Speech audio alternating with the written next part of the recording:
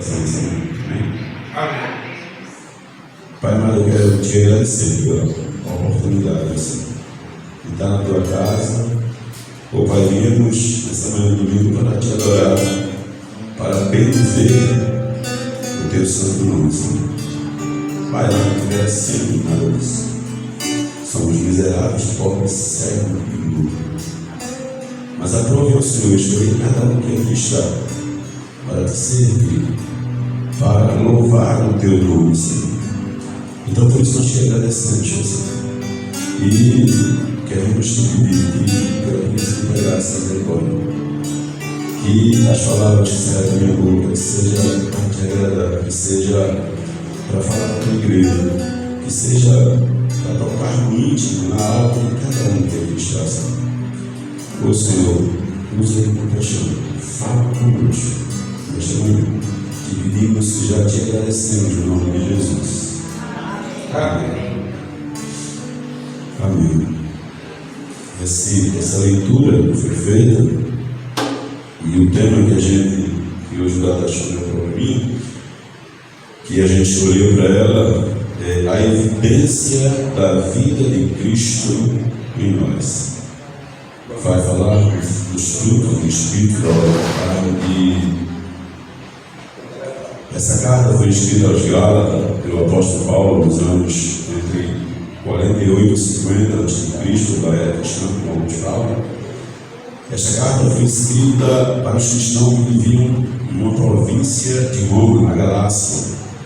E esse capítulo 5, como a ministra aqui falou, ele tem um texto muito rico. Ele aborda temas cruciais como liberdade cristã, a luta contra a carne e os frutos do Espírito. A partir do versículo 16, Paulo contrasta as obras da carne e os frutos do Espírito, utilizando uma lista que revela a natureza de ambos, tanto as obras da carne quanto os frutos do Espírito. As obras da carne são comportamento que nos afasta, e o pastor também.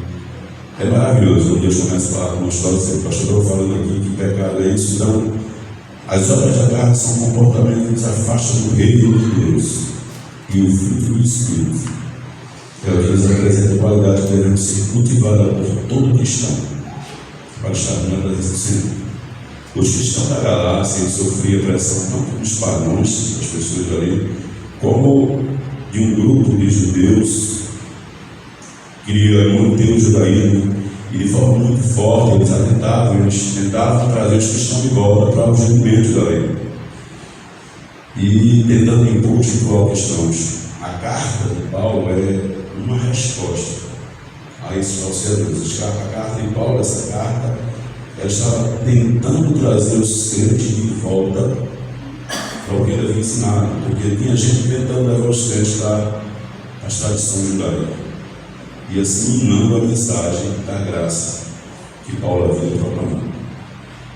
E é interessante que essa carta ela serviu tanto para o passado, e a Bíblia é isso, a palavra de Deus é isso, ela não se renova, ela é nova a cada manhã. Ela é nova a cada manhã, e todos nós que somos filhos enfrentamos tentações em nossas vidas aqui na terra, e sabemos que existe uma luta travada entre nossa carne e o nosso espírito, e sabemos também que somos naturalmente inclinados para o mal. Nós somos inclinados para o mal. Por mais que meditamos na palavra, mas somos inclinados para o mal. Paulo vai dizer que o bem que quero fazer, eu não faço, mas o mal que não quero eu faço, já fiz. Então nós somos inclinados. A nossa natureza é pecaminosa, e por tudo isso precisamos diariamente, encarecidamente, do auxílio do Espírito Santo nas nossas vidas. A convenção, ou se converter ao Senhor, começar a seguir o Senhor, não elimina instantaneamente, de forma alguma, a velha natureza. A batalha é contínua, a batalha continua.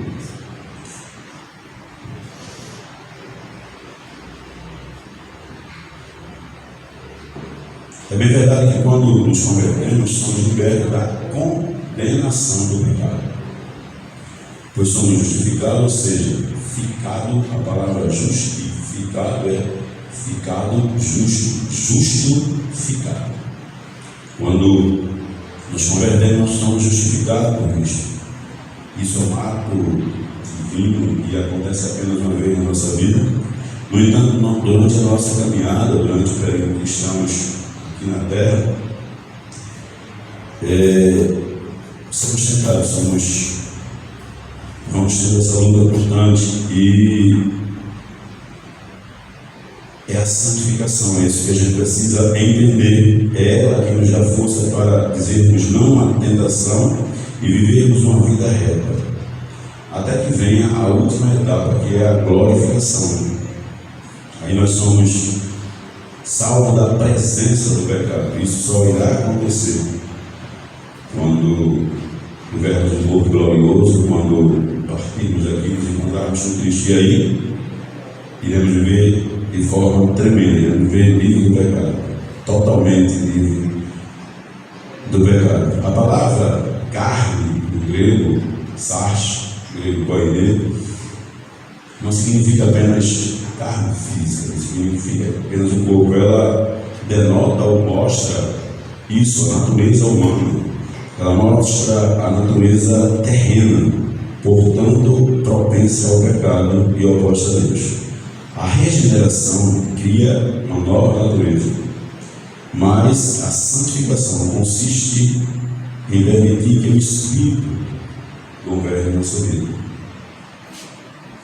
E agora eu vou tentar responder alguma coisa que a gente comenta muito, mas afinal, o que é o fruto do Espírito? Se a gente fala de fruto, e a gente fala de algumas coisas do fruto, que às vezes nós ficamos querendo entender que são frutos, mas imagine uma laranja. Ela tem 9 gomos, por exemplo, 9 lagos. Mas quando falamos de laranja, nós normalmente vemos apenas a fruta, não entendemos muito isso. E eu queria compartilhar com vocês uma experiência da minha adolescência, e que me fez lembrar quando estava preparando esse sermão, para a gente entender um pouquinho o que é o fruto do Espírito. Eu lembro-me que eu morei no interior há algum tempo, minha mãe morava aqui, minha mãe trabalhava em casa da família em Recife, para ser mais exato, e há algum tempo que a vida de minha mãe com meu pai era complicada, sempre era separado, voltava, separado, voltava, e por vezes a gente ficava na casa dos meus avós, casa de tios no interior, e por vezes voltávamos. E nessa viagem, a gente, nessa época, os ônibus saíam da antiga rodoviária lá no Carro Santa Rita de Recife para Timbaúba. Hoje a turma vai até por aqui, mas era pela Torrada. E quando saía, ele parava em algumas rodoviárias, entre elas Carpina, Nazaré, antes de chegar em Timbaúba. E tinha umas pessoas lá, uns homens que vendiam uma laranja que hoje nunca mais eu nem vi, chamada laranja Bahia. Ela tinha um furinho embaixo dele, ela tinha um bilinho, sei lá, e eles tinham um negócio que moía assim para descascar a laranja, ou descascava uma faca assim, descascava com uma prata, e vendia a gente na janela do ônibus assim. Quando ele perguntava, quer tirar o tampo, ele cortava ela, nos dava, a gente não via o fundo da laranja. Mas quando ele dava ela com tudo, a gente tirava toda a pele, e aí a gente partia a laranja exatamente em gomos. E uma laranja só tinha vários gomos. E assim é o fruto do Espírito, é um fruto só, mas ele tem vários gomos. Eles são dentro do próprio fruto, tem vários gomos. E eu queria com isso tentar mostrar para vocês, para entenderem melhor, visualizarmos isso. O fruto do Espírito é evidência em nossas vidas cotidianas, a evidência do Espírito Santo em nossas vidas. É o que temos de caráter de Cristo, é a manifestação externa de uma obra interna, diariamente realizada pelo Espírito Santo em nós. Quando damos liberdade para isso, é claro, e a irmã Lohana, que vocês sabem que eu tenho TDAH, e para esquecer o nome eu vou ali já volto, mas eu vou perguntar o nome dela, confirmando. Perguntei, ela sabe a resposta. O nome da irmã que está louvando, que eu já esqueci. Ela disse a Viviane, pode chamar de Vivi. Então, ela estava louvando, você estava me lembrando disso. E ela começou já falando se Jesus foi confirmado. começou já falando dessa questão, e inclusive é um versículo que a gente usou em uma outra ministração, e ela já falando assim: quem é que tem nos dominado? Nós temos se deixado dominado porque ela estava falando, acho que louvor, ela começou a falar e eu recebendo da parte de Deus, já me alegrando, porque quando você vem para a casa do Senhor, você fica atento, você já começa a receber. E eu, Senhor, se utiliza de nós, mas aí o Senhor foi confirmando logo de imediato tudo que estava sendo falado aqui nessa manhã. Então, a laranja em si, como eu já disse, não é possível retirar os gomos dela totalmente fechada. Não tem como, enquanto ela está na casca. Dessa forma entendemos que todo cristão nascido de novo, ele possui as 9 virtudes do fruto do Espírito, ainda que isso não seja 100% desenvolvido. Jesus, o Senhor sabe quanto eu tenho lutado para desenvolver. Embora isso não tenha sido 100% desenvolvido, mas isso vai aumentando progressivamente. E essa capacidade, simultaneamente, nos 9 virtudes. E é assim, a gente pensa até que não tem, mas se você é cristão, nascido de novo, o Espírito Santo está em você, os frutos do Espírito está em você, embora não esteja 100% desenvolvido. É algo que a gente vai dando, porque quem não tem isso, quem não tem o fruto do Espírito, não tem essa luta diária que a gente tem. Então, se você vem, você é cristão, e essa luta vai acontecer até que chegamos na glorificação. E hoje, como assunto, se formos estudar esse assunto profundo, tem muita coisa, ele é muito rico, iremos estudar apenas um dos gomos do Espírito Santo, ou seja, uma das virtudes do fruto do Espírito. Hoje vamos falar do domínio próprio, também chamado de temperança ou autocontrole em alguns versículos. Gente, Deus sabe quanto isso é difícil para você. É algo que na vida de todo cristão é uma coisa que tinha que ter muito cuidado, tem que estar sempre em oração, porque é difícil. Algumas coisas, algumas pessoas são bem tranquilas. Eu, por exemplo, no trânsito, diante de Deus, e a minha esposa me dá, eu sou super tranquila. No trânsito, ela me ajuda aqui, eu estou no carro, o carro fala, agora eu fico buzina. No trânsito nem esquerdo, o carro passa mais para mim, eu não quero nem olhar, quando você pode ser alguém conhecido, pelo me chatear, eu quero nem olhar. No trânsito, o Senhor sabe. Agora, algumas outras coisas eu sou mais dessa, e eu tenho orado, Senhor, me ajuda, e por isso que o Senhor, acredito que trouxe essa palavra para começar por mim, e que a gente possa entender isso, a necessidade de termos esse domínio próprio. Domínio próprio é a liberdade de escolha. A palavra traduzida por temperança, domínio próprio, o autocontrole, nesse livro, nessa carta, ela é pronunciada enkrateia. Ela é formada por 2 partes. E, a preposição que significa dentro, e kratos, substantivo que significa poder, domínio, força. Portanto, a estrutura da palavra indica literalmente ter poder sobre si mesmo, ou estar no controle de dentro. Assim como eu falei da palavra justificado, que são justificado, assim é a palavra domínio próprio no meio, enkrateia, em dentro, e kratos, como já expliquei, essa questão de poder.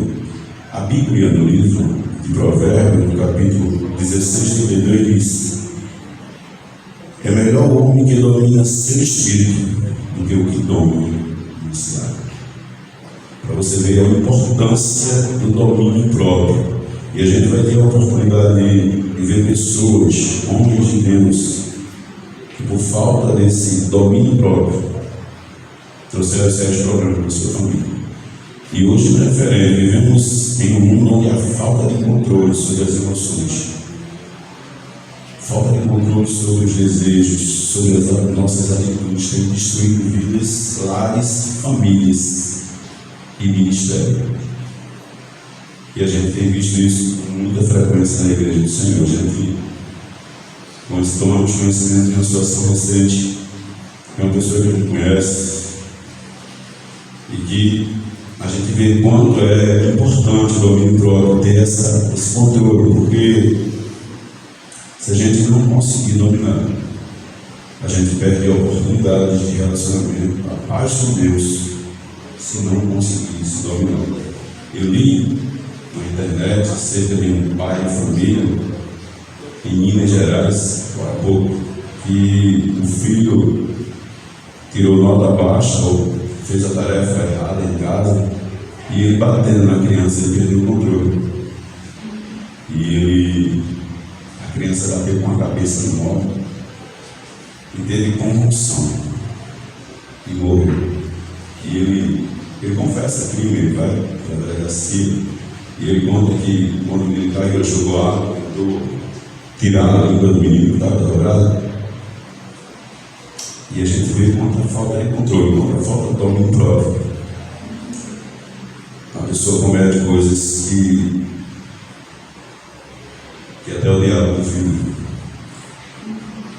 Filipe Yancey, um escritor e palestrante do Evangelho, de livros evangélicos, em janeiro desse ano, ele, 70 e tantos anos, ele confessou que tinha um envolvimento, no caso, extraconjugal, chamando falta de domínio próprio. Uma das coisas que fala que é as obras da carne é a prostituição.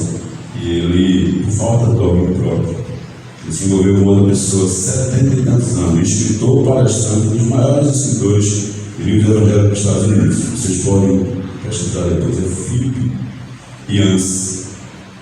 E ele teve a vida destruída, ele se apresentou tal, mas, cara, isso nunca mais vai pagar. Uma atitude que você faz, história de toda a sua vida.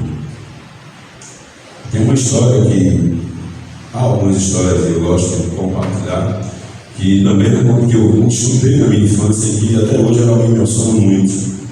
É a história, eu morava no interior, como já disse, passava tempo às vezes no interior, e contaram uma história verídica, que um cidadão tinha ganhado um jogo do bicho naquela época, e ganhou bastante dinheiro, e naquela época você pegava dinheiro, eu já disse.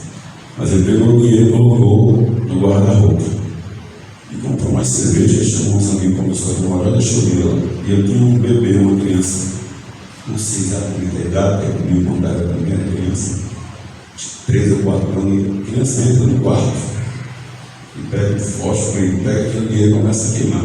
E o dinheiro, antigamente, não tinha dinheiro vermelho, dinheiro azul, dinheiro verde, e o fogo saía, a chama de milho e começa a queimar o dinheiro. E ele queima o dinheiro todo. Quando o pai entra no quarto e vê aquela cena, ele não corta as duas mãos. Falta de domínio próprio, falta de temperança. E aí a família socorre o menino e tal. E o pessoal contava que no hospital dizia: mamãe, diga a papai que devolva as minhas mãozinhas, eu nunca mais farei isso. Cara, isso marcou da gente na infância até hoje. Isso é o que a gente faz por não ter autocontrole, por não ter domínio próprio, por não ter temperança.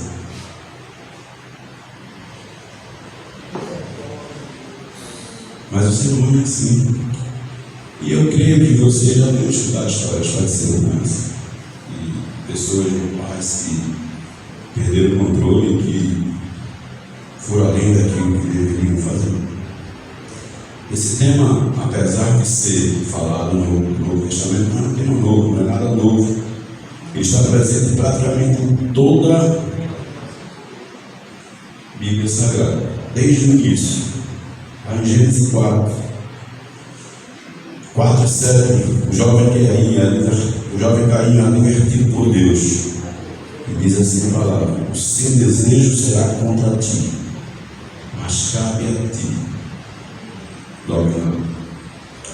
A decisão de exercer domínio próprio ou não mudou para sempre a vida daquela família, assim como dessas famílias que falei aqui agora. Essa decisão ela tem um poder muito grande. Caim se deixou dominar por seus desejos, e então houve o primeiro assassinato da história da humanidade. Ter autocontrole é ter liberdade. Caim, porém, foi escravo do seu desejo. Domínio próprio não é a ausência de vontade, mas é a capacidade de vencer o desejo, de se dominar através da disciplina e da razão, e não ser deixado dominar pelas emoções. Geralmente, essa escolha, essa decisão, nos desagrada. Controlar a si mesmo é algo que muitas vezes nos desagrada. Agora, imagine, eu já tive a oportunidade de ir em instituições de drogados, de pessoas tentando se libertar. Imagine uma pessoa viciada em droga. Na sua grande maioria, ela teve a oportunidade de escolher experimentar ou não. Na grande maioria teve de dar o primeiro trago, o primeiro tapa, a primeira dose, mas talvez por pressões de amigos, ou por desejo de ser aceito na turma, ou ainda por vontade de conhecer a sensação que a droga pode causar, leva a eles ao primeiro trago. E em pouco tempo seu desejo pela droga vai aumentando, devido à dependência química, emocional e psicológica. E veja que hoje essa pessoa é dependente, mas no princípio ela teve a oportunidade de decidir. Ela teve a oportunidade de controlar o domínio próprio. Todos os dias nós temos de escolher se vamos à academia ou não, se vamos caminhar ou não, se vamos nos alimentar de forma saudável ou não, se vamos ler a Bíblia, se vamos orar ou não. Em toda escolha ela traz consequências. E é isso que é. Muitas vezes passamos horas no celular, mas ler a palavra, eu sempre digo, a gente negligencia tanto. Orar. Quando a gente pega o celular, muitas vezes pensando que não, passou 30 minutos você aí passando só rolando, às vezes não aprendendo nada. Se pelo menos estivesse aprendendo um curso ou alguma coisa, você só rolando, vendo e não aprende nada, não absorve nada. Mas ler a palavra para aprender a gente não tem tempo. A temperança no Antigo Testamento, no livro de Provérbios 25 e 28, diz assim: como uma cidade derribada que não tem muros, assim é o homem que não tem domínio próprio. Nos tempos antigos a gente sabe, e a gente já escutou e leu, nos tempos antigos os muros protegiam a cidade, e ela sem muro o inimigo entrava, havia saque, destruição. Da mesma forma, uma pessoa sem autocontrole, sem temperança, torna-se vulnerável à ira, à insanidade, à ansiedade, aos vícios e também, muitas vezes, a palavras impensadas, dizendo as coisas, se arrepender nunca foi dito. Então a gente tem que ter esse controle. Embora a palavra não apareça com frequência no Velho Testamento, mas ela está presente. E muitos servos de Deus, por não praticarem o autocontrole, levaram sérios problemas para as suas vidas e para a vida de outras pessoas. A Bíblia vai falar. Muitos homens de Deus, Davi e Betseba, depois daquilo, veja o que aconteceu com a família de Davi. A espada jamais saiu da sua casa. Adão e Eva nos levou, temos hoje o jovem rico, o próprio Caim, Sansão, tantos e tantos outros, que por não terem domínio próprio,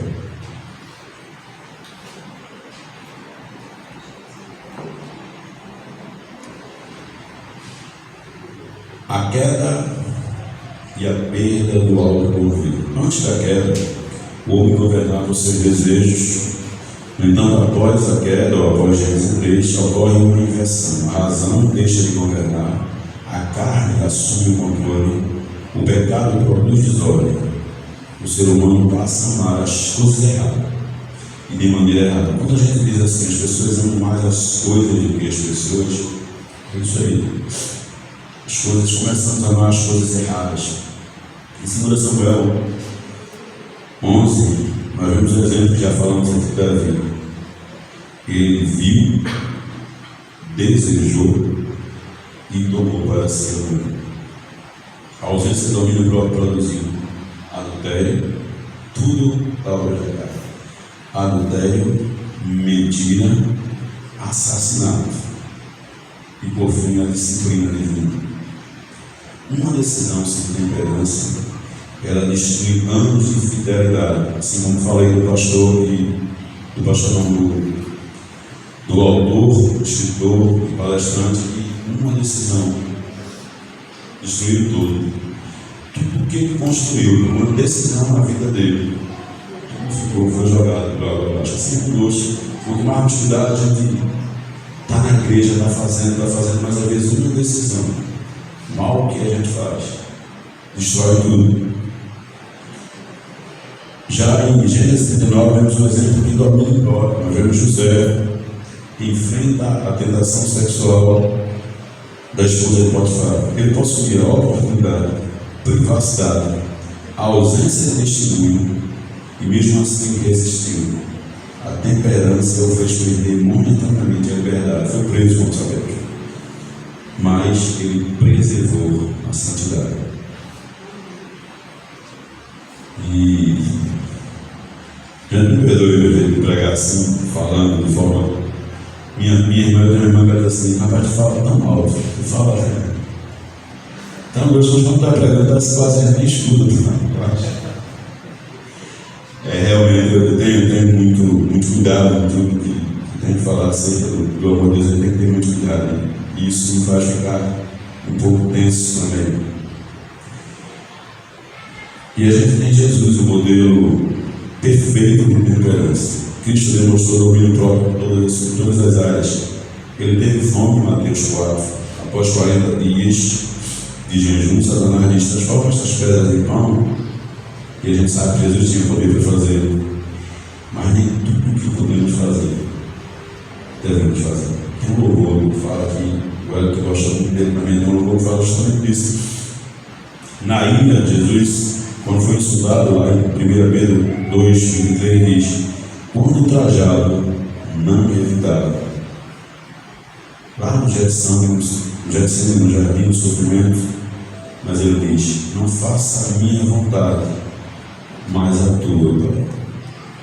A expressão de temperança em submeter a nossa vontade à vontade do Pai é muito importante. E agora, temperança e santificação. Como eu disse, nós tivemos três etapas, né? E aqui, vivemos aqui, depois de convertido, é a santificação. Os teólogos reformados ensinam que a santificação possui dois aspectos: o aspecto divino, que é o posicionamento, é Deus que opera em nós, e o aspecto progressivo, que é o aspecto humano, cooperando com a graça. E aí é a santificação, é a grande luta, é a grande batalha nossa, é a grande. É o que a gente está brigando todo dia, tentando se santificar. E essa é a parte humana, é a parte difícil da coisa. Paulo afirma em Filipenses 2:12 e o 13 assim: desenvolvei a vossa salvação, porque é Deus que tem feito em nós. A temperança cresce mediante oração, leitura da palavra, comunhão, obediência, dependência do Espírito Santo, como a irmã Viviane falou aqui, como disse. E a gente precisa pedir a Deus e se esforçar a fazer essa parte. Está orando, está lendo, está em comunhão, está em obediência, está em dependência do Espírito Santo. Existe área da nossa vida em que precisamos pedir para a temperança atuar e nos esforçar para isso. Dentre elas é a temperança da língua. Tiago afirma que a língua é fogo. O crente deve controlar fofoca. O crente deve controlar palavras impensadas, críticas destrutivas. A temperança nas emoções. Isso não significa que a gente não tenha ou tenha ausência de emoções. Significa emoções governadas por Deus. Jesus se dignou lá no tempo, como sabemos. Jesus sofreu, mas não pecou. A temperança sexual. A sexualidade é uma criação divina, e a gente sabe disso. Nós precisamos ter controle sobre essa A temperança financeira e essa misericórdia, porque ele tem sem controle nisso. Consumismo, ganância e dívida muitas vezes nascem pela ausência do controle. O Novo Testamento de Provérbios fala que sabedoria é autocontrole, e a gente precisa saber isso. Temperança na alimentação. A Bíblia condena a glutonaria. O corpo é templo morada do Espírito Santo. A gente quer vencer o diabo, mas não consegue vencer uma barrinha de chocolate. A gente quer orar e dizer que vai expulsar demônio, mas uma barrinha de chocolate. A gente está no regime, mas não vou comer isso aí. A gente precisa ter esse autocontrole sobre isso. E a temperança não é repressão, não é legalismo, é excessismo, é o governo do Espírito sobre a carne. É a ordem divina sobre o desejo. A liberdade de dizer não ao pecado sem Deus. O homem sem Cristo é escravo do seu desejo. O homem cheio do Espírito Santo torna-se servo de Deus, Senhor de si mesmo. Paulo escreveu: tudo me é lícito, mas nada me deixarei dominar. E eu queria fazer umas perguntas para, como a nossa ministra termina, Elvin, lá em redor da mesa, né? Algumas perguntas para refletirmos. O que atualmente tem governado os meus e os seus desejos? Em qual área eu tenho maior dificuldade de domínio próprio? Tenho buscado o poder do Espírito Santo ou apenas a força de vontade? A minha vida revela o fruto do meu Espírito, revela a temperança. Eu estou sendo governado por Cristo ou pelo impulso? São perguntas para a nossa reflexão. Tem um filósofo francês? Tem não. Tem uma frase, na verdade, do filósofo francês Sartre, se não me engano, Jean Paul Sartre, que diz o seguinte: o mais importante não é o que fazem conosco, é o que nós fazemos com o que fizeram conosco. Você vai no trânsito, o cara dá um tranco em você pega, passa na frente de novo, escolhendo o lugar, ou alguém passa e te molha e você diz um monte de coisa, ou você se controla, você diz: vai em paz em nome de Jesus. Isso é autocontrole. Apesar desse filósofo ser ateísta, mas essa frase é importante. O mais importante não é o que acontece, o importante é o que fazemos com o que aconteceu. Temperança é a obra do Espírito Santo, que capacita o crente a submeter seus desejos, emoções, palavras